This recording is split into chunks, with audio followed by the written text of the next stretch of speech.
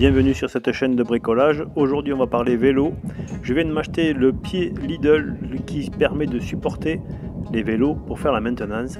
Alors c'est un pied à 30 €, il ne s'agit pas ici de critiquer. J'ai un vélo électrique, il pèse 25 kg, donc ceci doit expliquer cela. Je le trouve un peu souple, un peu léger pour mon vélo, mais la limite est à 30 kg. Donc on voit ici la fixation qui bouge, on voit l'ensemble qui est assez mouvant.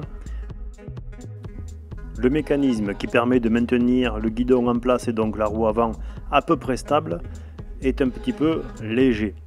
Il y a pas mal de jeux, c'est fixé avec des morceaux de caoutchouc. Donc c'est vraiment basique. Ici quand on le fait tourner on s'en aperçoit pas, mais le vélo descend, il n'est pas prévu pour ça. Et puis il a un défaut, c'est pas un gros défaut, mais il y a une option qui n'est pas vraiment utilisable. Je vais vous expliquer pourquoi.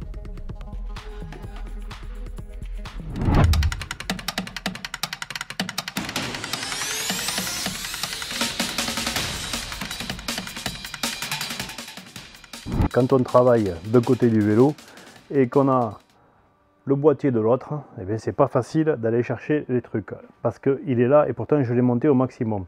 S'il était là, on pourrait y accéder de partout, sauf que celui-ci ne peut se monter que sur un manche vertical.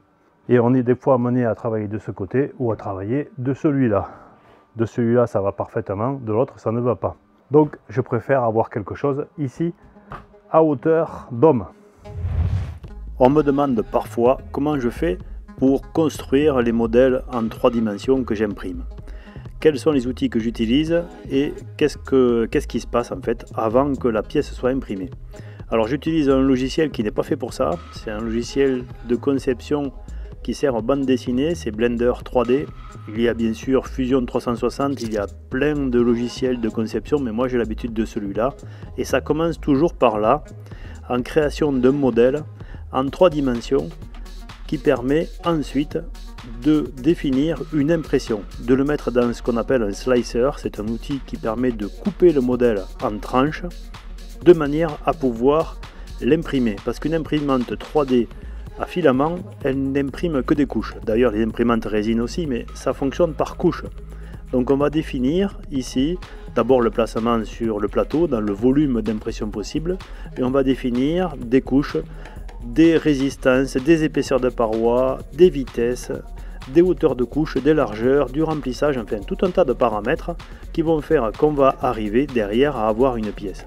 Et il arrive parfois que quand on veut la découper, on s'aperçoit qu'elle est mal conçue et qu'il faut modifier. Donc il y a des allers-retours à faire avant d'arriver à imprimer quelque chose.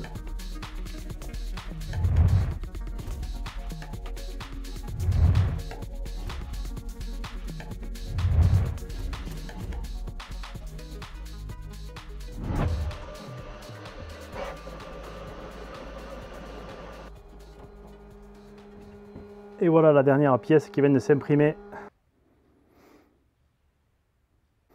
Il me reste à la renlever de son support et à l'assembler avec l'autre, en enlevant ici les supports d'impression.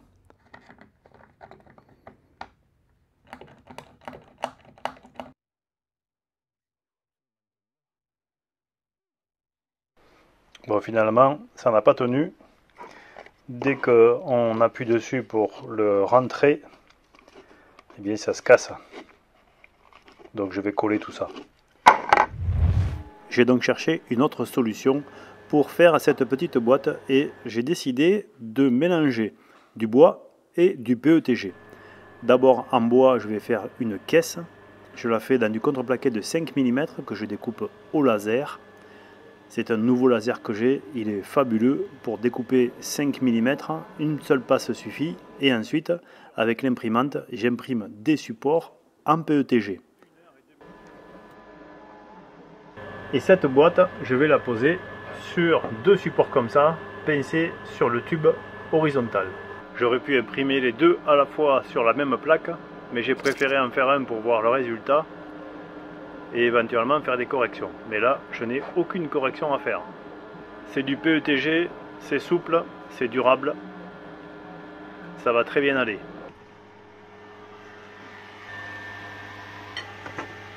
Ça a un peu résisté ici, mais c'est à cause de la hauteur de focus. Parce que là, ça a bien fonctionné partout. Il n'y a qu'ici, mais en même temps, cette planche est complètement voilée.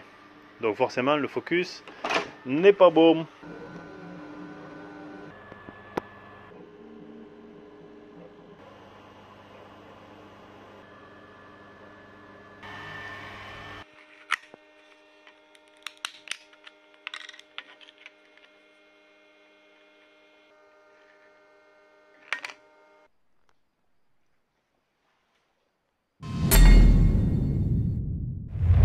Donc maintenant, avec cette boîte supplémentaire, ce support supplémentaire, eh bien je ne suis pas obligé d'être toujours du même côté parce que ceci est accessible depuis ici.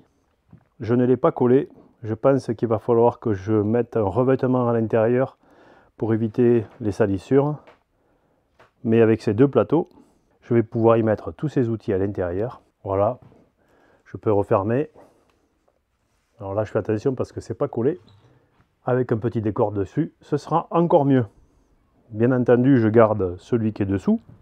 Après avoir réparé, j'ai testé ici le changement de cassette et de plateau et de chaîne. Donc il y a donc un écrou cannelé ici, qui va ici. Et il y a une clé à chaîne, parce qu'il faut le tenir d'un côté. Alors moi, je ne suis pas très bien équipé. Et on fait comme ça. Hop. Donc c'est un écrou cannelé.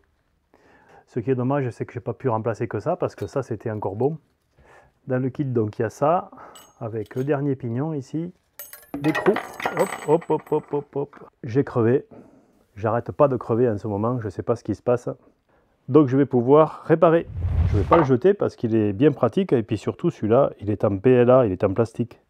Donc, il ne crème pas la graisse. J'espère que vous avez passé un agréable moment. Si c'est le cas, pensez à me remercier en mettant un pouce levé. Si vous êtes curieux comme moi, vous pouvez revenir me voir et vous abonner à cette chaîne parce qu'ici, on touche à tous les domaines, on s'intéresse à tous les domaines, que ce soit de la gravure laser, de la mécanique du vélo, de la mécanique auto, du bois, de l'électricité, tout ce qu'on peut trouver à la maison quand on aime faire les choses par soi-même. Je vous dis donc à très bientôt dans un prochain épisode de bricolage et d'ici là, soyez curieux, soyez prudents et bricolez bien. With the enemy, think that it was meant to be. Living in a time where disease is on every screen. I won't let them fester me. I know most are festering. Negativity is a plague for the mentally.